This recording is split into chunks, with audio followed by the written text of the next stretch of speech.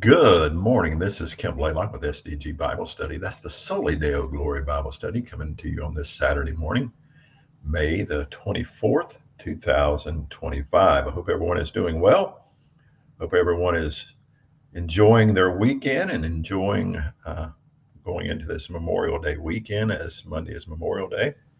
And I hope you're ready for the reading of God's Word this morning, because we're going to be in a new book this morning. We're going to be in the book of Esther. I believe we're going to be in 5 chapters in Esther this morning. So join me as we read from the Everyday Gospel by Paul David Tripp, selected reading from the biblical text, and then a short devotional. So join me as we read God's Word together.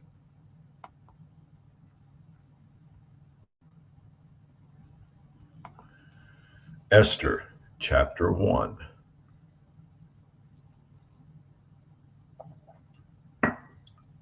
Now it happened in the days of Ahasuerus, who reigned from India to Ethiopia over 127 provinces. In those days, as King Ahasuerus sat on his royal throne, which was at the citadel in Susa, in the 3rd year of his reign, he held a feast for all his princes and servants, the military officers of Persia and Media, the nobles and the princes of his provinces being in his presence.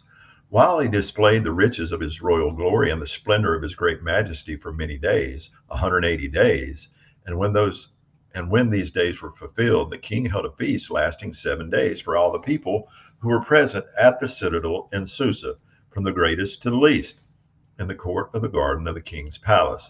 There were hangings of fine white and blue linen, held by cords of fine purple linen, on silver rings and marble pillars, and couches of gold and silver on a mosaic pavement of porphyry, marble, mother of pearl, and precious stones.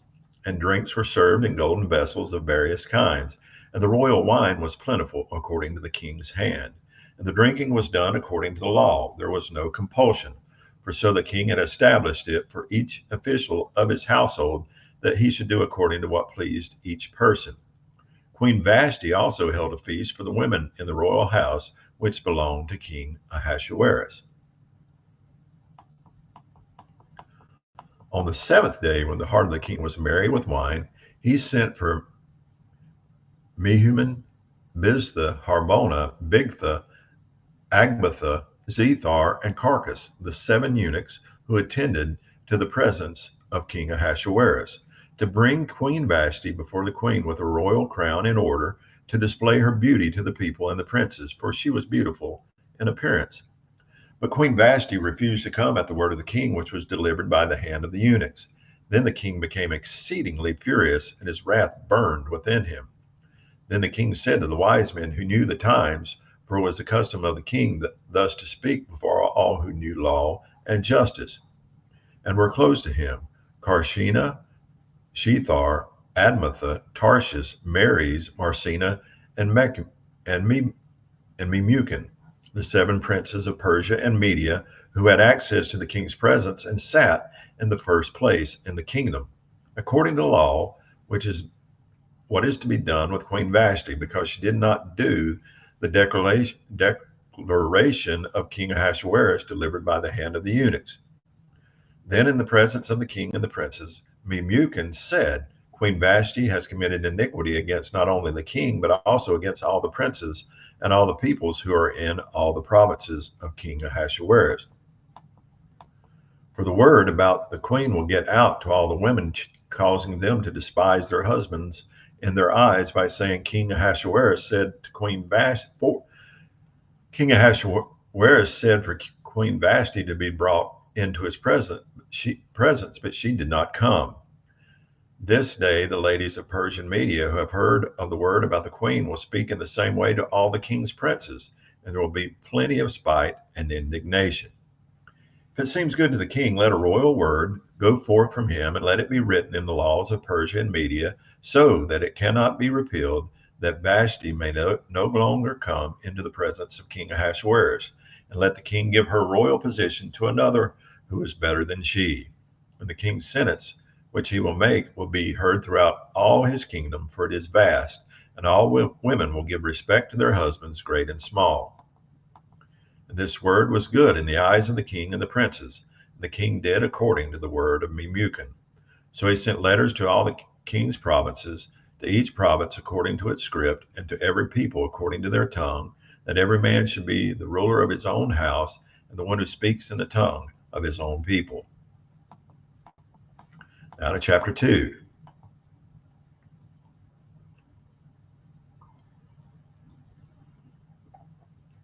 After these things, when the wrath of King Ahasuerus had subsided, he remembered Vashti and what she had done and what had been decided against her.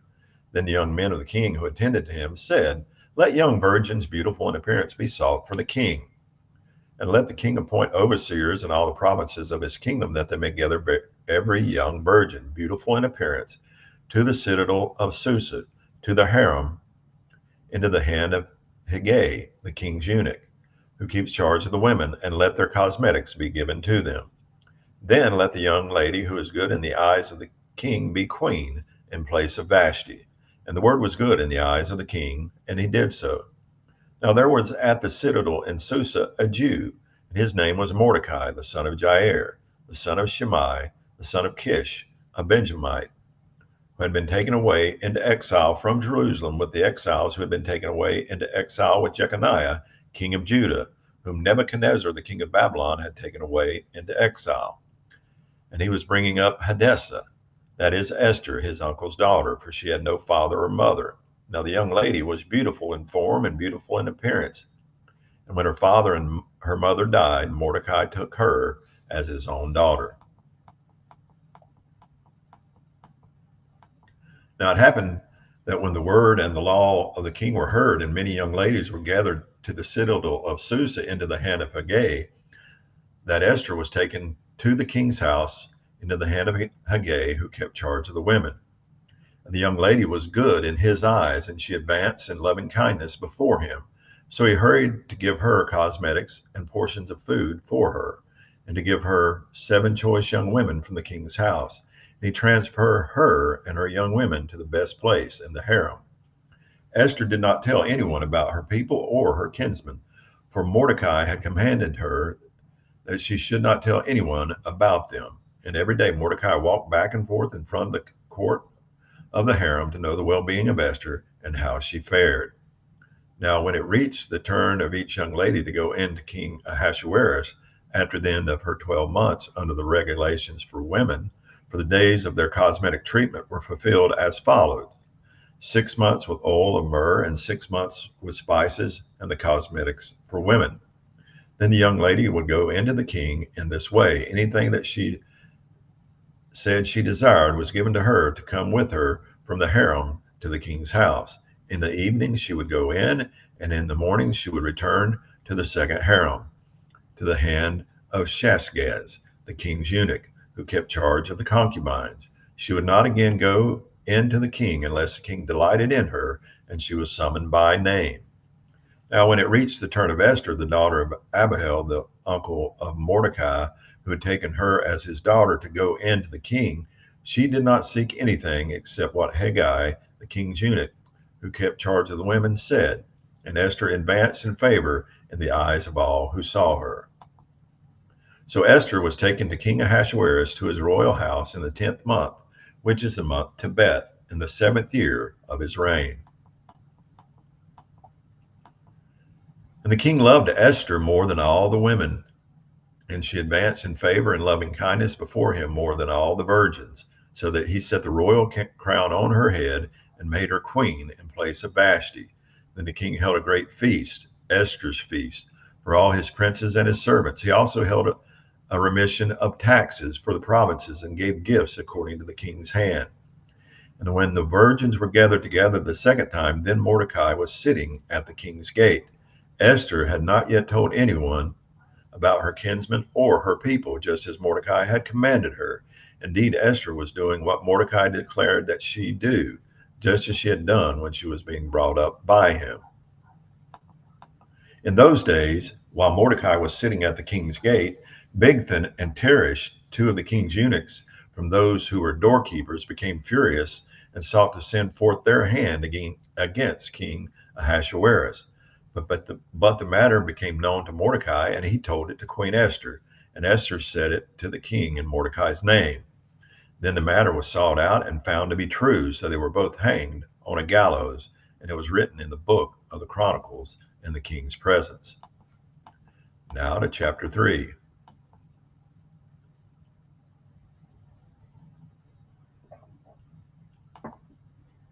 After these things, King Ahasuerus magnified Haman, the son of Hammedatha the Agagite, and advanced him and set his seat above all the princes who were with him. And all the king's servants who were at the king's gate were bowing down and prostrating themselves before Haman, for so the king had commanded concerning him. But Mordecai would not bow down or prostrate himself. So the king's servants who were at the king's gate said to Mordecai, "Why do you trespass against the king's command?" Now it happened, when they had spoken daily to him and he would not listen to them, that they told Haman to see whether Mordecai's words would stand, for he told them that he was a Jew. Then Haman saw that Mordecai was not bowing down or prostrating himself before him, so Haman was filled with wrath. But he despised in his eyes to send forth his hand against Mordecai alone, for they had told him who the people of Mordecai were. Therefore Haman sought to destroy all the Jews, the people of Mordecai, who were throughout the whole kingdom of Ahasuerus. In the first month, which is the month Nisan, in the 12th year of King Ahasuerus, that is, the lot, was cast before Haman from day to day and from month to month until the 12th month, that is, the month Adar. Then Haman said to King Ahasuerus, "There is a certain people scattered and separated among the peoples and all the provinces of your kingdom. Their laws are different from those of all other people. They do not do the king's law, so it is not worth it for the king to let them remain."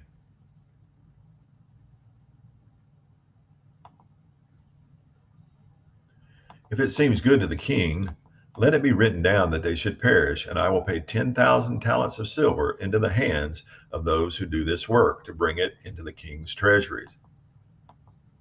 Then the king removed his signet ring from his hand and gave it to Haman, the son of Hammedatha the Agagite, the adversary of the Jews. And the king said to Haman, "The silver is yours, and the people also. Do with them according to what is good in your eyes." Then the king's scribes were summoned on the 13th day of the first month, and it was written just as Haman commanded, to the king's satraps, to the governors who were over each province, and to the princes of each people, each province according to its script, each people according to its tongue, being written in the name of King Ahasuerus and sealed with the king's signet ring. And letters were sent by the hand of couriers to all the king's provinces, to destroy, to kill, and to cause all the Jews to perish, both young and old, little ones and women, in one day, the 13th day of the 12th month, which is the month Adar, and to plunder their spoil. A copy of that, which was written down to be given as law in every province, was revealed to all the people, so that they should be ready for this day. The couriers went out, hastened by the word of the king, and the law was given at the citadel in Susa. Now the king and Haman sat down to drink, but the city of Susa was in confusion. Now to chapter 4.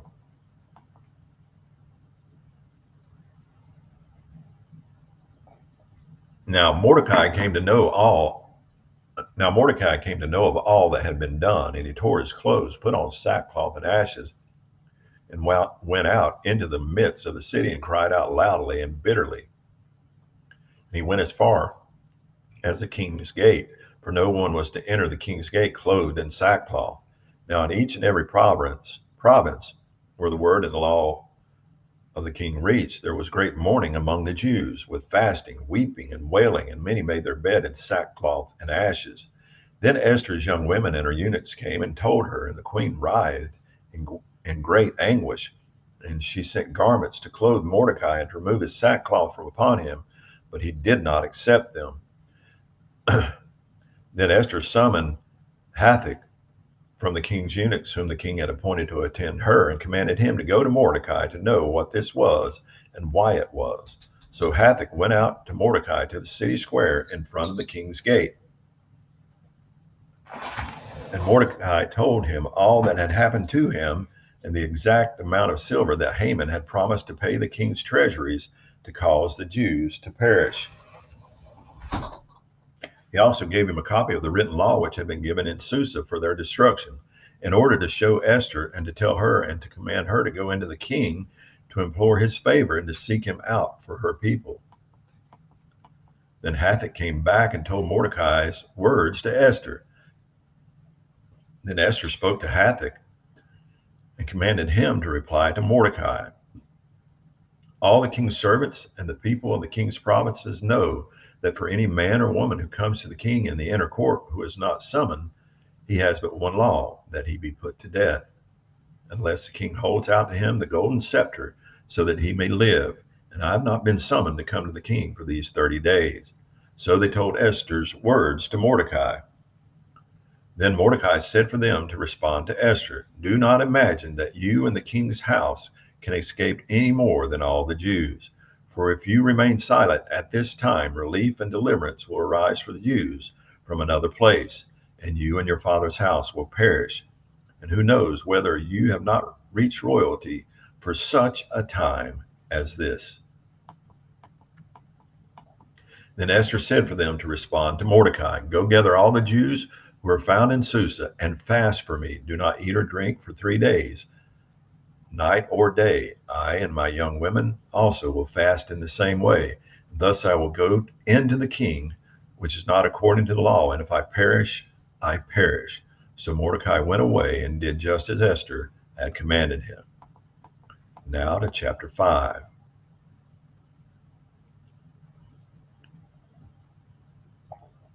Now it happened on the 3rd day that Esther put on her royal robes and stood in the inner court of the king's house in front of the king's rooms.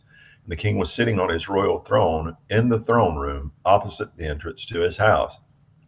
Now it happened that when the king saw Esther the queen standing in the court, she advanced in favor in his eyes, and the king extended to Esther the golden scepter which was in his hand.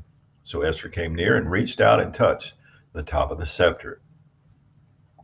Then the king said to her, what is troubling you, Queen Esther, and what is your request? Even to half of the kingdom it shall be given to you. And Esther said, if it seems good to the king, may the king and Haman come this day to the feast that I have prepared for him. Then the king said, bring Haman quickly, that we may do the word of Esther. So the king and Haman came to the feast which Esther had prepared. Then, as they drank their wine at the feast, the king said to Esther, what is your petition? For it shall be given to you. And what is your request? Even to half of the kingdom it shall be done.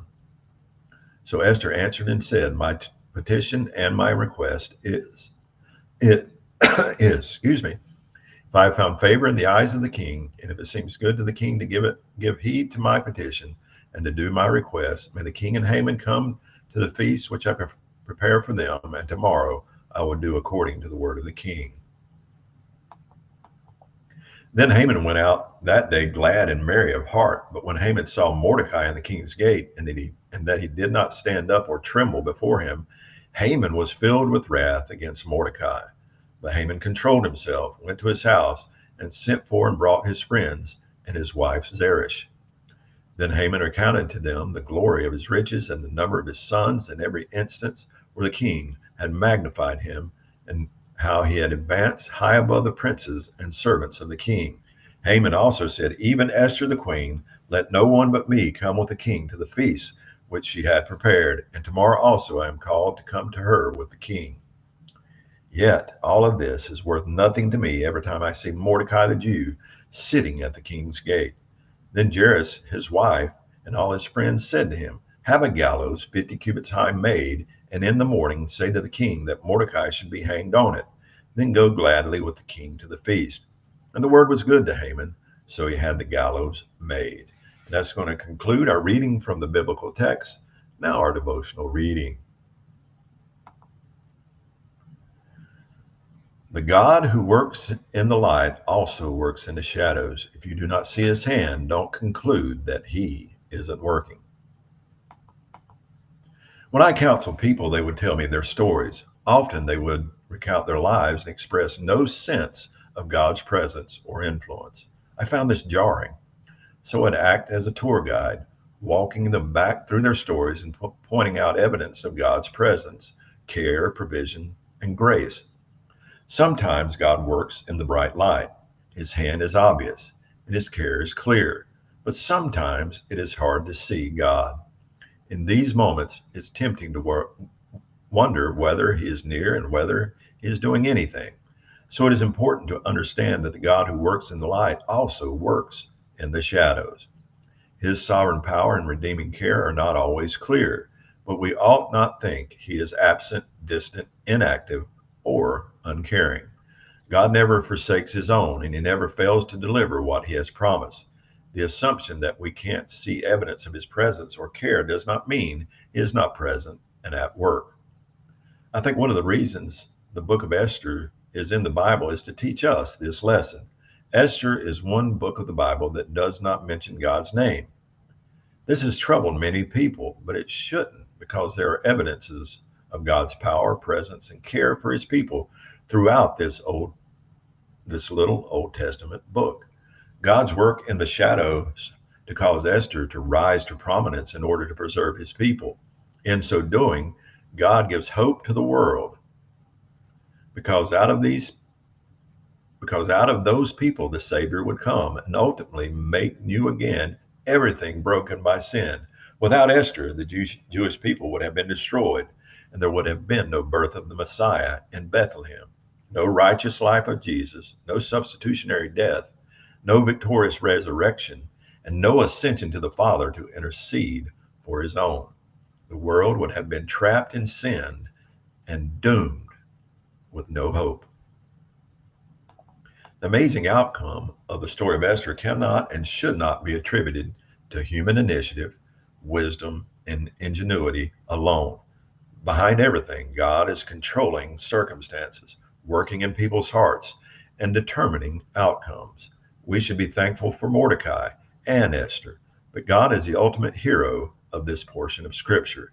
His providential care guarantees that his people and his work of redemption will have an eternal and glorious future. You may not always see God's hand, but you can rest assured that your Lord never ceases working for your good and his glory. Remember that God, who is active in the light, is just as active in the shadows. Even though his name might not appear to be plastered all over your story, he is with you, in you, and for you. And that is the reason to rest in his care and give yourself to his work. And that's going to conclude our reading this morning, our devotional. Oh, what a wonderful reading. I've always enjoyed the book of Esther. We've not finished it yet, but it's such a wonderful story. And we'll close it out tomorrow of how God is working in the lives of people. And it is true, you don't hear the mention of the name of God in the book of Esther, but you see him throughout. It's not hard to see. It's not hard to see God in the book of Esther if you're really looking for him. I hope you have enjoyed this reading, and I hope you will have a blessed day and give God the glory, the God who is in the bright light and who is active in the shadows. Soli Deo Gloria.